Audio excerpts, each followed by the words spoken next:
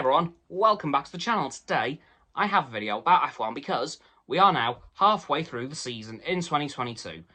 And believe it or not, since the last video on this, a couple of races ago, things have already changed quite a bit. With one specific team in particular, which I'm going to mention right now, Haas. Because as you remember in that last video, I was kind of worried about that team and how they completely lost all progress they'd made at the start of the year. They're now clawing it back. But not just with Kevin Magnussen. Oh, no.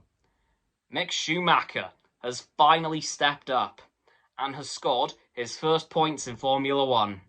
2 races in a row, by the way. So well done, Mick. I've been waiting for this. I have a feeling now this man has the taste for points, he's going to be hunting them like a dog.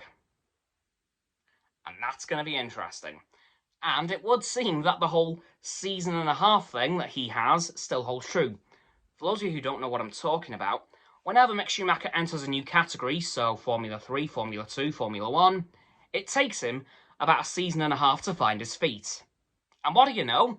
Mick Schumacher's now been in Formula 1 a season and a half. So I think we're now going to be looking out for this man in the points very consistently. Possibly even a race win in the near future. Please, God, let that happen. And please, God, let it happen with a Ferrari that doesn't blow up.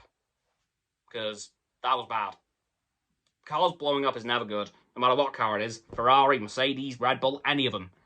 Cars, just stop blowing up, please. Because that was stressful as hell to watch on Sunday. Like, that was terrifying. But anyway, Haas, major improvements since 2 races ago. So, well done, guys. Saying that, they're not the only team to have improved from the last video I was talking about this with. Mercedes, they've really started to make some gains. Granted, qualifying was a bit unfortunate for Silver Arrows in Australia. No, Austria, not Australia. Well, saying that, wasn't too brilliant then either, but still. They obviously both crashed out in Q3, but by the end of the race, they managed to get 3rd and 4th. So, I think Toto Wolff will definitely take that, compared to their earlier season results. Of course, McLaren have also started to make some gains, with them starting to get into the top 10 fairly consistently, mainly with Lando Norris, but Daniel Ricciardo is starting to step up to the plate a little bit. Of course, Ferrari and Red Bull still the top of the table, swapping back and forth every couple of races. I don't think that's going to change unless Mercedes really get their act together and start to really put a dent into their championship leads. And if that is the case, that will be very interesting to watch. Because I want to see that happen, you know. Mercedes are my team, as you know, so I do want to see them climb back to the top. Granted, they haven't gone too far down, but I do want to see them back at the top fighting for wins on a very consistent basis, as they have been for the last 7 years, basically. Of course, Ferrari have continued to have the reliability issues that Red Bull had at the start of the season, which they seem to have nearly eliminated completely. Somehow. I'm genuinely beginning to think Ferrari and Red Bull have swapped engines. Because, yikes, it is just night and day for both engines. It's unreal. I don't know what's happening there. Of course, the other 5 teams, Alpine, Aston Martin, AlphaTauri, Alfa Romeo, and I'm forgetting one. I know I'm forgetting one. Oh yeah, Williams.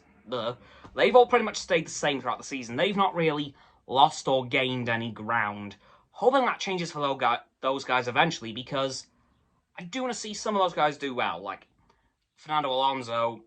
Well, of course, he had that second place qualifying in I think it was Canada. Yeah, Canada. So that was amazing to watch. But I do want to see the other teams start to do well as well, because they've just not really gotten off the ground properly this season. So hoping that changes in the second half next week in France.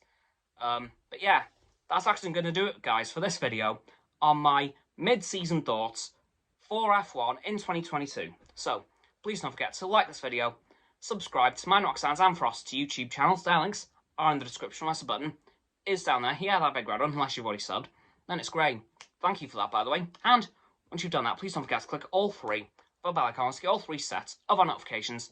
Comment as well, because why not? Let me know who you think is going to win the Drivers' and Constructors' Championship this year. And, while you're there, give me your final thoughts on who's going to be where in the Constructors' Championship and who's going to be where in the Drivers' Championship come the end of the season. Once you've done that, so please don't forget to follow me on all my social medias. They'll be in the link tree in the description. And please check out Roxanne's website and Frost's Instagram while you're down there. And lastly, please don't forget to share this video with all of your friends so they can join the infinite loop of liking, subscribing, commenting, following, and sharing, and around and around and around that loop. And I'll see you guys tomorrow with another video. Goodbye!